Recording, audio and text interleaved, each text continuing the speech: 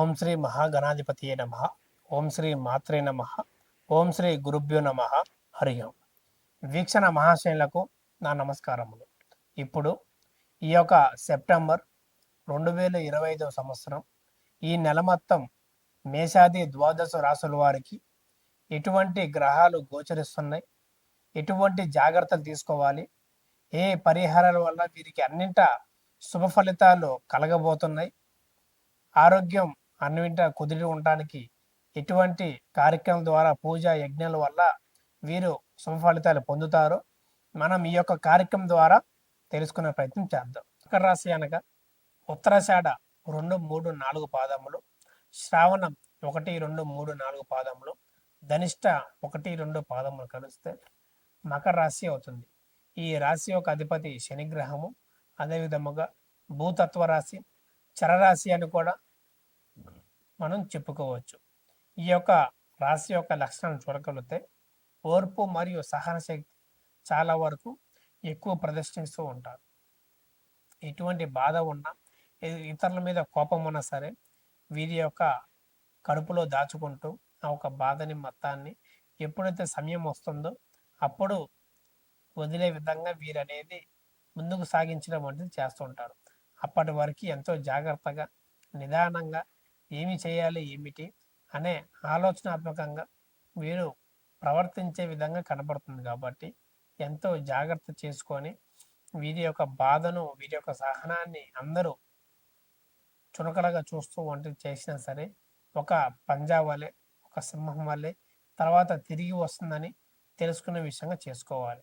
ఈ యొక్క నెల మొత్తం వీరికి ఏ విధంగా ఉంది ఏమిటి చూడగలిగితే దూర ప్రయాణాలు, ఆకస్మిక దూర ప్రయాణాలు లేదా శుభవార్తలు వలన వీరికున్న అన్ని పనులు ఆపుకొని ఎంతో లాభకరమైన విషయాలు కూడా, పనులు కూడా వదులుకొని అక్కడికి వెళ్ళటం వంటిది చేస్తుంటారు.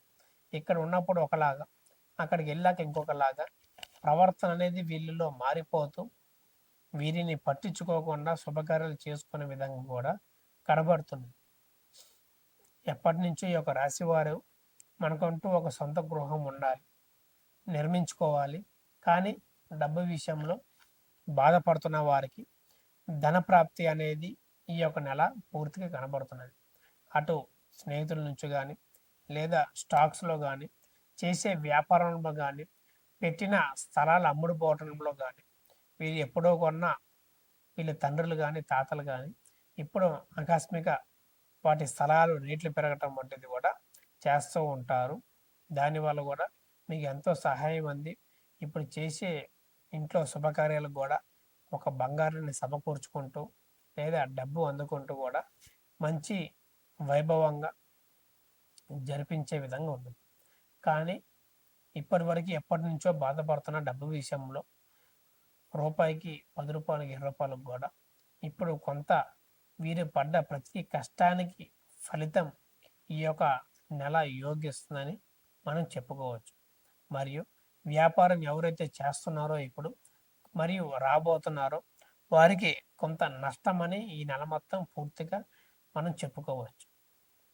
వ్యాపార విషయంలో ఏదైతే పెద్ద పెద్ద పెట్టుబడులు పెడదాం అనుకుంటున్నారో వారిని జాగ్రత్తగా ఉండి ఒక 2-3 నెలల పాటు దూరంగా ఉండటం అంటే చేయాలి. చేసే దాంట్లో వీరికి నరదృష్టి కలిగి వీరు బాగుండి ఓర్వలేని వారు, వీరు సంపాదిస్తే అది ఎప్పుడు పోవాలని చూసేవాళ్ళు చాలా వరకు ఎక్కువగా ఉంటూ బంధువులలో కానీ ఫ్రెండ్స్లలో కానీ వీరికి శత్రువులు ఎక్కువైపోయి వీరిని కిందకు తొక్కి ప్రయత్నంగా చేస్తూ ఉంటారు.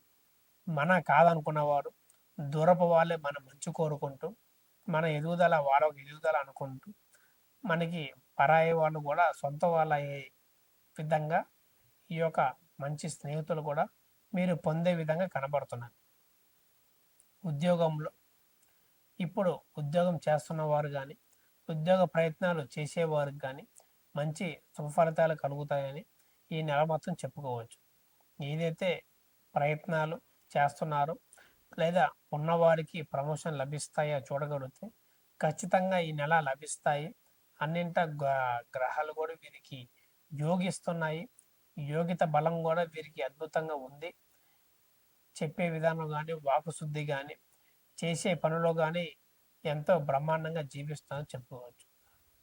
కానీ ఒక చిన్న కలతలాగా ఒక స్త్రీ వలన ఎంతో ఇబ్బందికరంగా మారి వారు నవ్వుతూ మాట్లాడుతూ మంచిగా మాట్లాడతాయి అనుకొని దానిని ప్రేమ మోహం అనుకొని వారి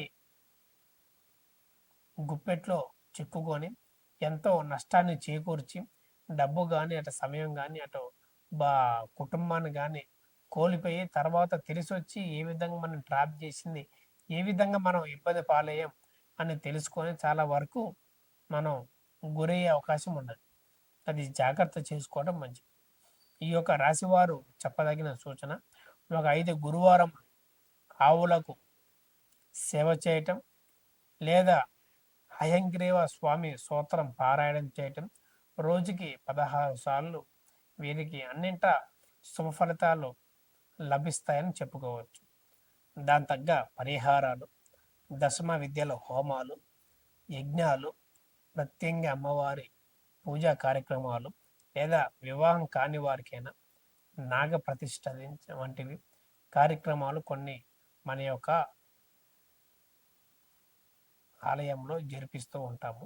ఎవరైనా పాల్గొనాలనుకున్నా సరే మనకి ఈ యొక్క నంబర్కి సంప్రదించి పాల్గొనమంటే చేస్తూ ఉండండి. మీకున్న ఎటువంటిదైనా సరే తప్పక పరిష్కారం చూపిస్తూ మనం చెప్పినట్టుగా మీకు జరిగే విధంగా మంత్రాలతో బంధన చేస్తూ ఎటువంటి దోష పీడలు ఉన్నా సరే దాని తగ్గ చక్కని పరిహారం మార్గం కూడా మీకు అందజేసే విధంగా మనం చేయబోతాము. కొంతమందికి ఉద్యోగ విషయాలు మరియు వివాహము ముఖ్యముగా ఈ యొక్క ప్రేమ విషయాలు కూడా ఎంతో బాధాకరంగా కలిగిస్తూ ఉంటాయి. చాలామంది మానవ దోషంతో లేదా జాతకం అంతా బాగున్నా సరే అనారోగ్య సమస్యలు సంతానం కలగకపోవటం లేదా వివాహం ఆలస్యం అవటం వంటివి కూడా ఎంతో జరుగుతూ ఉంటాయి. అసలు ఎందుక ఏమిటా మీ యొక్క జాతకం పూర్తిగా విశ్లేషణ చేసి జాతక చక్రం అంజన వేసి అసలు ఏం జరుగుతుంది ఏంటి ఫ్యూచర్ పాస్ట్ ప్రజెంట్ ఎట్లా చేసుకోగలిగితే మీకు శుభఫలితాలు కలుగుతాయి అనే విషయం కూడా మనం చెప్పదగే విషయంగా మీకు చెప్పుకోవచ్చు. మీకు అన్ని విధాలుగా శుభప్రదంగా లాభించాలంటే ఎటువంటి జపాలు చేసుకోవాలి మంత్రం పఠించాలి అని కూడా విషయం ఎటువంటి ఆరాధన వల్ల మీకు కలుగుతుందని కూడా మనం చెప్పుకోవచ్చు. మీకు కింద కనబడుతున్న నెంబర్కి సంప్రదించి ఎటువంటి సందేహాలను సరే మీ గురువు గారు లక్ష్మణరాజు గారిని సంప్రదించి మీ యొక్క సందేహాలు నెరవేర్చుకోవాల్సిందిగా కోరుతున్నాం. శుభం. లోకా సమస్త సుఖినో